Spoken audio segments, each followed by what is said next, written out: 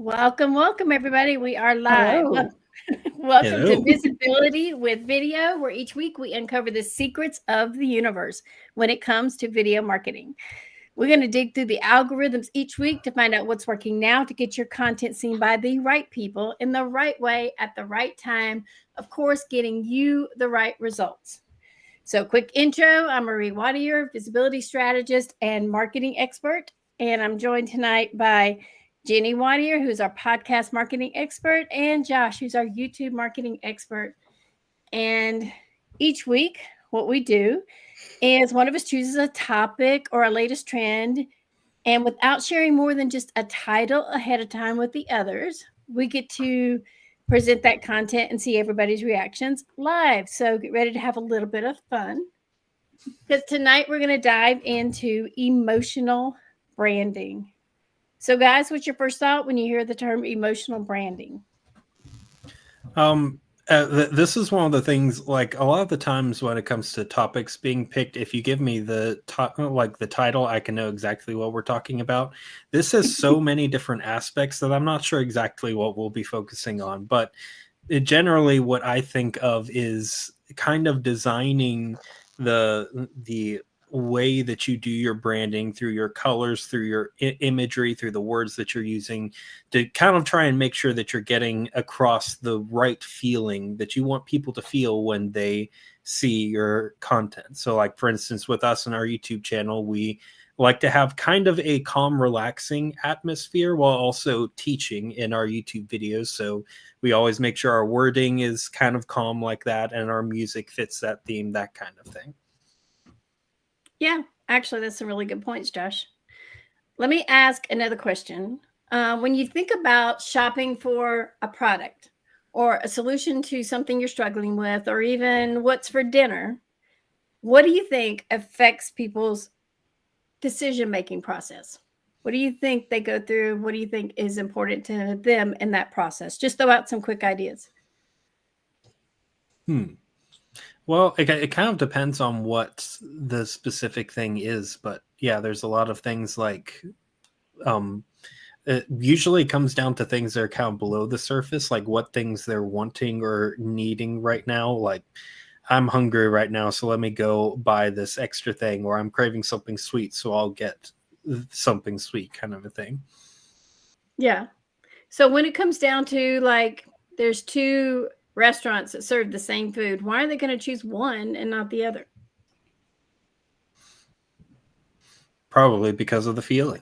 Good answer, Josh. And how would they have Because of gotten the emotion in the branding. Okay. So how would they have gotten an emotion from that restaurant? I mean, there's a lot of different ways that you can do it. A lot of it is kind of subtle stuff that you don't really think about. I mean, like, for instance, when you go to a Mexican restaurant, most Mexican restaurants have a very specific atmosphere. And if I asked someone that went into a Mexican restaurant, what makes a Mexican restaurant feel like a Mexican restaurant, they're probably not going to be able to tell you. But there's a lot of things in combination, like Mexican music playing, the different decorations having that, like having a Mexican theme to it, even the menus, the way that it is presented to you, the names of the food, all of those things kind of go together to make you feel like you are in Mexico at a Mexican restaurant. And so it's similar things like that with any business and any marketing, that if you that like there are certain things that you can do behind the scenes that most people don't even think about, that influence their behavior, influence their purchases and things like that. And if you can kind of tap into that and start working with some of those things, then it can help to make sure that people are really feeling the right way, the way that you want them to, when it comes to your brand and your products. Yeah, Yeah. that's why marketing gets so nuanced, because there's so many little bitty things that you don't even know that you're doing at first. Like, something that I find really interesting, color theory. Just what the colors you choose will give people specific emotions about your brand.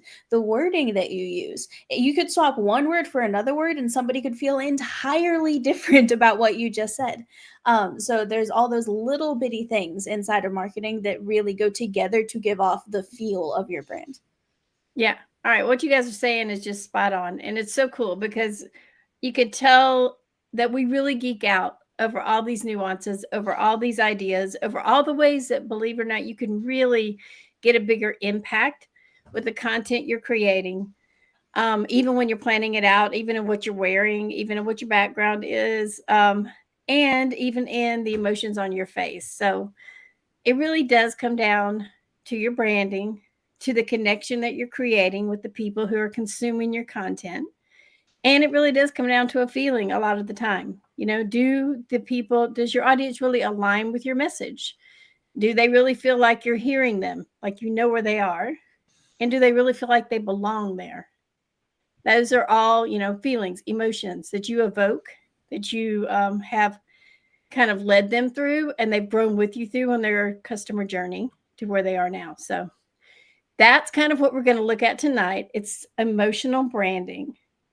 And for us, we really believe that video, more than any other type of marketing, has this unique ability to affect and to even change someone's decision-making process when it comes to making a purchase. Okay. So video's capacity to influence consumers is even more advanced when you focus on some of these little nuances that we're talking about, like your facial expressions, your body language, your voice tones, and even your wording and the color of what you wear. They can all change and increase the emotional response to your content. So it's really about not only just conveying these powerful messages that will tap into their emotion, but it's also about all the things around that helps to deepen that connection. So tonight, there's really two ways I want to look at this. And when it comes to creating your video content, it's kind of a two-sided thing. One is, what emotions are you conveying with your video content? Okay. Are you conveying confidence, fear, excitement, joy? And what emotions are you creating and pulling out of your audience when they're viewing your content? So it's really both. But bottom line, emotions drive action. So for the first part, I had a little fun this week. And y'all forgive me if I'm winded. I'm getting over I don't know what this has been. Some kind of something. Anyway. But I had a little fun this week. We were talking last week, and if y'all did not catch our live last week about the biggest video marketing trends we see in 2023, go back and take a look at that. But we've been talking a lot about AI tools. And I actually spent some time this week with the creators of a new AI tool on the market. It's called Ementiv.ai. And that's spelled IMENTIV.ai. And what they are doing at Ementiv is kind of fascinating. They are helping you to make your videos emotionally smart. Yeah. So they help you discover the emotional makeup of your videos with their advanced AI that uses facial emotion recognition. And guys, this is kind of cool because what it does is it literally analyzes your face on a video and determines what emotions you're conveying through that video. Interesting. And if you have B-roll footage, if you have more than one person on the video, it actually will analyze all of the faces and come up with an overall emotion that this video is going to leave your audience with. So what are your thoughts? That's incredible. Yeah, but definitely very interesting because honestly, that's the type of thing that it's perfect for an AI to deal with, because that's the type of thing that is not really something that humans can do a lot with. I mean, I'm sure that there are some people out there who have trained for a very long time and are experts at being able to see like how our facial expressions and body language are affecting the types of emotions. But most of the things that we do when we're talking, we don't even think about it. And a lot of the times we're trying to convey one emotion, but it could just be that the way that we've always known to move our body and have our face and things like that makes it convey something different. So that is very interesting. Yeah, and we've been talking a lot recently, just wanting to analyze our videos more because, it's Jenny and Josh are both big drama nerds, drama program graduates and all this stuff. And they were always taught that, your expressions, you might think you're being very animated on stage or on screen, but it doesn't translate that way. Nope. So when we first started creating videos, I was like feeling like I was moving all over the place, like I was moving too much. And I would look at the playback of the video and I'm just like this the whole time. And in my mind, I was just moving, and it's just not translating on screen. So working to having a tool that helps you really see what's coming across and how to improve, I think is cool. So I want to share something. What I had them help me do was to analyze a couple of our videos. One of Jenny's videos and one of Josh's videos. So that's what you meant. She told us that she was sharing something about us, but we had no clue what it was. That's all. Okay. That's all we had, though. Can everybody see this? Yep. Okay. So this was one of Josh's videos. Now, it's interesting because it analyzed a bunch of different emotions, as you can see, and they have a lot of different charts, and you can actually break it down frame by frame and look at what emotion was being shown in every frame.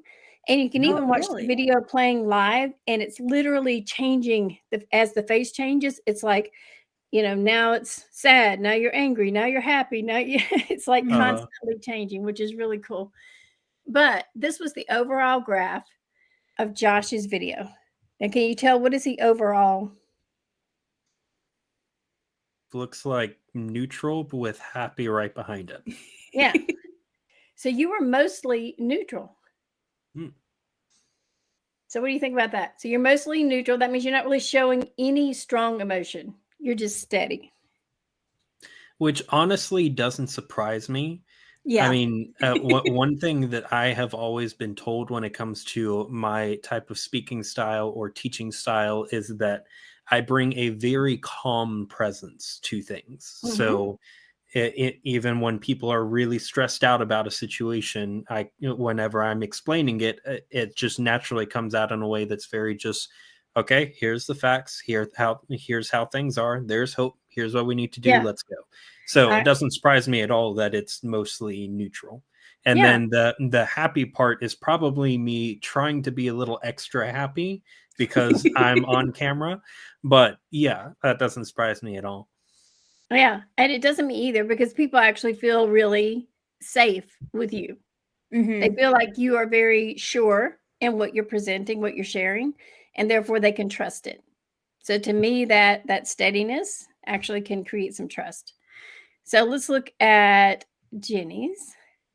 Let's see the difference that here. Yep, 74% happy. I was waiting for it. Yep. Because when I do videos, I'm always talking like this, and I'm very animated.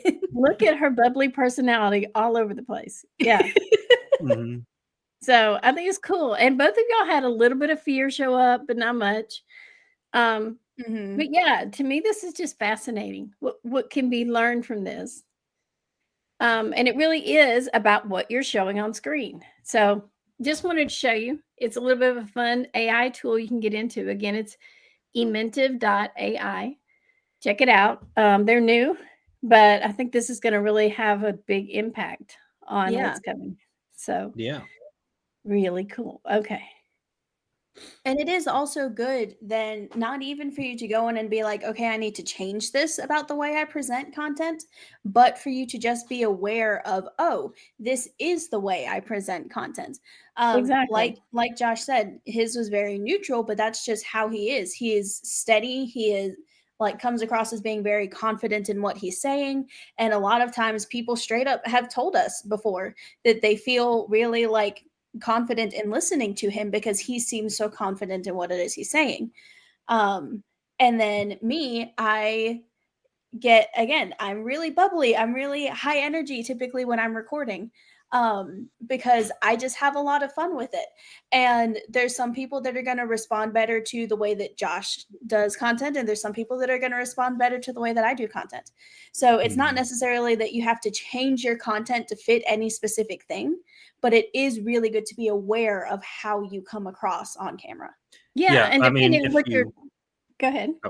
And if you look back at some of the first videos on our YouTube channel and look at some of the ones that I did, you will see me trying to be the happy, bubbly person because of two reasons. First, because we like had just started and we're like, oh yeah, we've got to be happy on our videos. Yeah, that's the thing. But then also back then it was mostly Jenny writing the video scripts, and Jenny being in her happy bubbly thing that kind of came across in the wording of the thing. So you can see me trying to be, oh yeah, here we go. And now we're going to talk about this. And it's just not really who I am. Yes, I can be happy and fun. We have a lot of fun together, the three of us doing things.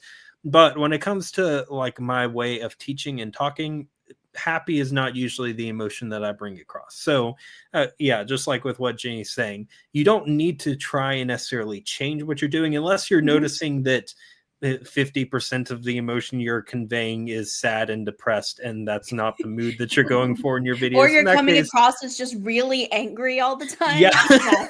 In that case, you might want to consider trying to figure out how to fix that. But that is good to kind of see, okay, where am I? And then how can I lean more into that and make the atmosphere of my videos focus more around the way that I teach and the way that I talk so that it's more cohesive and people enjoy it more. Yeah. Definitely. And it's always good. I mean, we always geek out over any type of analytics because it does help us decide if there's a certain emotion we want to convey that we're trying to, make a certain kind of connection with our audience, then yeah, we can tweak the way we show up on camera for that. But in general, you need to show up as you because you're going to attract like-minded people that you want to work with. So anyway, I thought it was really cool. So I want to look just for a few minutes here at 6 ways that you can use emotional branding to create connections in the way that you design video content to draw emotions out of your listeners. So now we're going to kind of flip to the other side of this. You really have to kind of appeal to their emotional state. So you really have to know your audience. What are they feeling right now? What are they up to out there? What's going on? So 6 quick ways. Number 1, create content that appeals to their ego. What do they want to feel like? Okay, what characteristics do they want to show off? What are they proud of? Are your tools, your products, your services going to make them feel more of that? Are they going to feel like more of the incredible business owner that they really are? Okay. You need to make them the hero of your story before they even buy your service. Yeah, that's a really important point because something that a marketing trap that I see a lot of people fall into, and we did some when we started, was because in marketing there's pain points and you want to target pain points, which are what are the problems people are facing, what are the things that they're struggling with. But the problem is if you focus too much on your pain points, then when people get through the pain points, they feel like I'm a total failure. Like everything is wrong in my life. How can I ever fix this? Because I've just messed all of this stuff up. And that's not how you want to start. Give a first impression is to start by, oh, you're failing at this, you're failing at this, you're failing at this. But hey, I might be able to help you.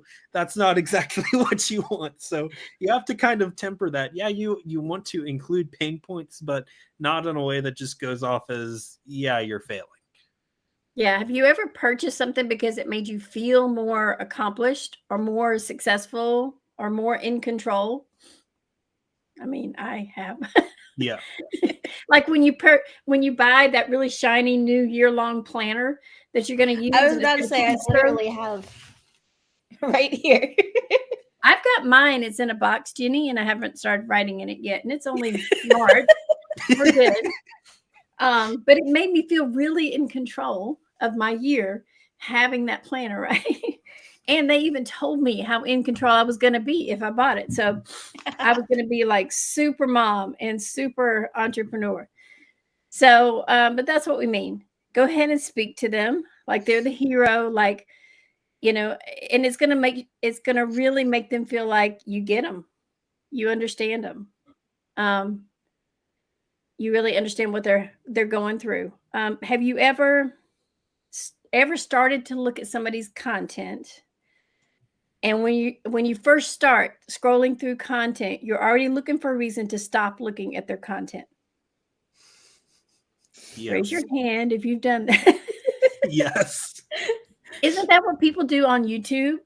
Or if they do happen to follow a link to your freebie, opt-in page, whatever, don't you think they're doing that from the very beginning? They're like starting to read, but they're like keeping one foot headed out the door, you know, just waiting for anything to make them stop. Yeah, or even on YouTube, another thing that I do, and I know a lot of other people do as well, is I'll be like looking for something on YouTube, and I haven't exactly found what I want, but I found something that's close to it. So I'll click on that, and then I'll have that play minimized in the corner while I'm scrolling to try and find something else that is actually more of what I'm wanting for. Okay.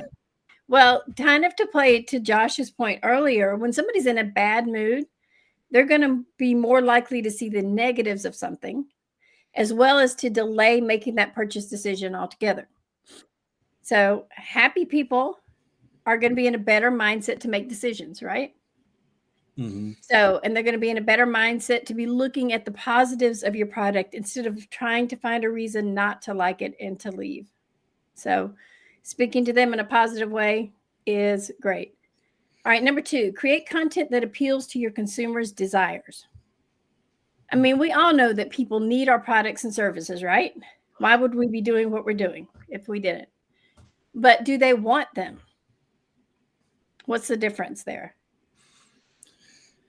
The difference is that like a good example of this is kind of, it comes with us and how we market our stuff. So like, for instance, we know that a lot of the business owners that we help, what they really need is to become more visible. They need to get their business in front of a whole lot of more people so that more people are exposed to them and can go through the process of being warmed up to them and buying from them. But the problem is a lot of business owners don't think of it as needing visibility. They say, I need leads, I need sales, I need clients. And so for them, the things that they're wanting is, I want a new client right now. I want more people on my email list. I want more income coming in. That's the thing that they're looking for. But they don't realize that to get there, the step they have to take is visibility.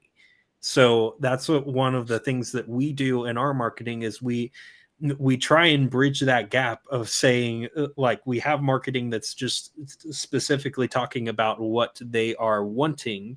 And then once they get to know us, we can start to shift that over and say, okay, yeah, this is what you're wanting. But what you don't realize is what you need is this. And if you had this, then you would get what you're wanting. Exactly. Here's what's going to get you there. So we don't just want them to want it. We want them to see it and taste it and get a vision of what life looks like if they take action with us, right? And if they aren't taking action, it's usually because they don't have a vision yet of what it looks like to enjoy the results of your product or service.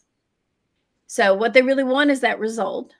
And that's really what's going to, you know, improve their business and their life. That's what's going to help them sleep better at night. They just need to be, you know, coached on the process to get there. And we need to help them really feel and experience what that looks like. So we really need to speak to their desires, like Josh is saying, and walk with them on that journey to get their desires to line up with what they really need to get the results that they want. So, all right, number 3, create content that appeals to your consumers' needs. You want to make them feel safe with you and taken care of. Okay. We all want to feel that way, right? Like people are really looking out for us, not just trying to sell us something. Mhm. So this is a great place to share stories of other people who have trusted you, who felt safe with you, and just to do things that leave them feeling like you are really trying to be where they are, or you already have been where they are, and you're just sharing your journey so that you can help them. I mean, that's a lot of what we do, right? A lot of what we do is messy at times, and then we share the mess. Um, and then a lot of it's successful at times, and we share that success. But bottom line, we try to appeal to what they need and show that we've been there. Here's how we overcame that struggle. We really want to be there for you now. Mm-hmm. Yeah, and a big way that you can do that is just by being real about your journey of how you got there. I mean, I think that I have 3 times today mentioned mistakes that we have made in our past in the Yeah. beginning of this business, because I'm completely fine with sharing that because of 2 reasons. First off, if you have had those same mistakes or are currently having those same mistakes, you immediately start to relate to us better because you're like, oh, hey, they understand me. They know what's going on. But yeah, it also just gives, it allows you to help people a lot better and gives them a lot more confidence that you can help them through that situation. Mhm. So the reason why why we are able to help our clients get more visibility is because we have been in a place where we had absolutely no visibility whatsoever, and we have kind of fought through that. We've gone through the challenges that come with starting that out, and we know how to speed up the process for everyone else, and that's how we can help them. So if we never talked about the mistakes that we made and just said, hey, here's what I know, here's what I can do for you, how do people know that we're actually telling the truth and not just lying to them? But if you go back and tell them, hey, look, I went through this same thing. Here's what I did to get through it. Here's how I can help you do the same thing. That gives them a lot more confidence that you know what you're talking about and that you have the solution that can help them. Yeah. Yeah, absolutely. All right. These next 2 are a little bit funnier. First, you want to create content that appeals to your consumers' laziness. Now, I will never say that we're lazy, right? But the truth is, we all want to be lazier. We all want life to be made simpler for us, for things to be made clearer, less overwhelming, less confusing, more rewarding, right? Mm-hmm. Our clients are definitely always looking for this. They want clarity to remove the confusion around marketing. They want results, removing the unknown, and stop having to waste their time on things that don't really get results, right? Mm-hmm. And they want their time back. They really want to remove the busyness in their already busy life. So you want to speak to that. I'll call it laziness. I don't really think entrepreneurs are lazy. But you want to speak to that desire for a little bit of time to not be working so hard. How about that? Mm-hmm. So you want to get very specific on how you're going to make their life easier. And you need to state the obvious and state it clearly and state it over and over again. Okay. And one of the things that we see people do a lot is they make their viewers try to figure out exactly how what they do is going to help them. So you don't want to make your consumers, your audience, try to figure out how your services are really going to get some results for them. Say it to them and say it often and keep letting them know, because they might think that you're cool and that what you're saying is kind of cool and a little bit enlightening, but how is it going to change their life? Mm-hmm. So speak to their laziness and make it really clear what you're going to do to make that impact. Yeah, you really want to remove as much work as possible from the consumer, because you have to think that most of the time, if you're a consumer and you're being sold to, you didn't come to the sale to do work.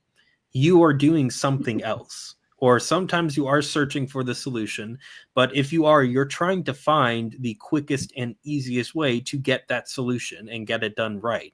And so if you have to go to a website, search through 10 pages of text to try and figure out what's going on, then go to a list of packages that where there's 15 different packages, all with different features, and all of that just so that you can get on a call with somebody. And like, if you put all of those different steps and all of that work that a consumer has to do to buy your product, they're not going to buy your product because No, they don't want to do. they won't even get through the whole Remember, process. yeah, remember, appeal to their laziness. They don't want to do all of that work.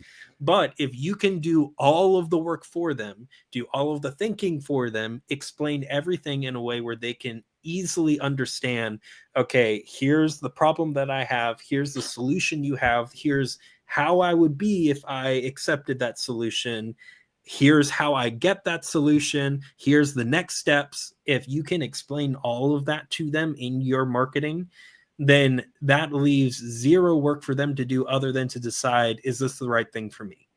Exactly. And doing it that way will remove so many barriers that a lot of people who would have been left out if you had all of those barriers will now be able to get to that final point of considering, is this the right thing for me? Mm-hmm. Yeah. Okay, let me run through these last two really quickly here. Number 5, create content that appeals to your consumers' anger and frustration. So, what is your audience frustrated at? You know, what are they absolutely sick of? What drives them crazy? You know, for our audience, I think many of them are frustrated at a lower lead flow. They're aggravated that ads aren't getting them results, right? They're frustrated that the way they've always done things isn't working. And maybe they're overwhelmed or dissatisfied because they know there just has to be a better way to get this happening. So stand with them and say, I am frustrated as whatever, and I'm not going to take it anymore. Okay. I stand with you in your frustration. There is a better way. What if it doesn't have to be so hard? Right. So stand with them and speak to their frustration. And then the last one, appeal to their jealousy. So for this, I really mean create some FOMO. What does it look like if they don't take your offer? If they don't get your help? If they keep trying things their own way? If they don't implement your program? So sharing testimonials, letting them see that there's an in crowd that's getting results that they're not getting. And, you know, really putting them in a place where they're kind of salivating, wishing that they were part of it. That's a good emotion to bring out in them. And I don't mean with any of this that you want to create fake hype or, you know, create fake emotions. You want to be genuine above all. But there really is an in crowd of people that have used your services and that have gotten some good, amazing results, right? And your heart and your mission is that others are going to experience those same results. So those emotional triggers should come from a place of positivity, excitement, and hope, because you know you can get results for your clients or you wouldn't be in business, right? Yeah. So if you speak from that place that aligns with your core values to serve your clients, and when it's genuine, your audience is going to gravitate to your emotional branding and your messaging. And that's really what I think emotional branding is all about. So I really do think by using video, you can change the course of the decision-making process. But we just need to be really aware of the things that we're doing to both convey the real emotion behind what we do and to pull that emotion from your viewers.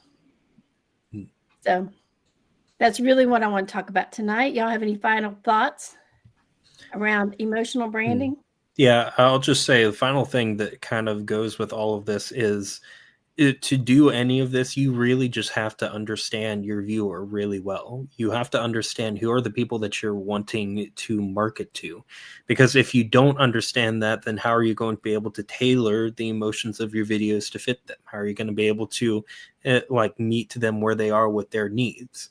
First, you have to really understand them. And so That is something that just takes a long time. And I know if you're a business owner, you've heard 10 billion times that you have to know your audience and you have to know them really well and all of that kind of stuff. But it's still always worth like taking another look at them and saying, like, specifically, not just who are they, what do they do, what are their pain points, but what emotions are they feeling?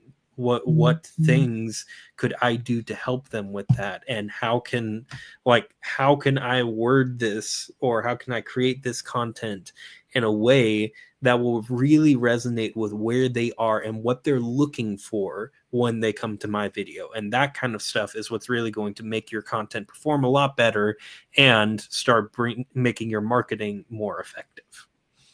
Yep, really well said, Josh. So I guess if you're looking help to create your perfect emotional marketing video, or really define an overall visibility strategy that really shares the emotion behind your brand and builds those real emotional connections, then reach out to us. We're a full service visibility strategy, family owned business. And we'd really love to help you build content that connects and converts, and a strategy that's really going to get results. So reach out to us and we would love to help. Well, thanks guys for joining me tonight and letting me analyze all of your emotions. And let's keep this stuff going. Really appreciate it. All right. Bye. All right.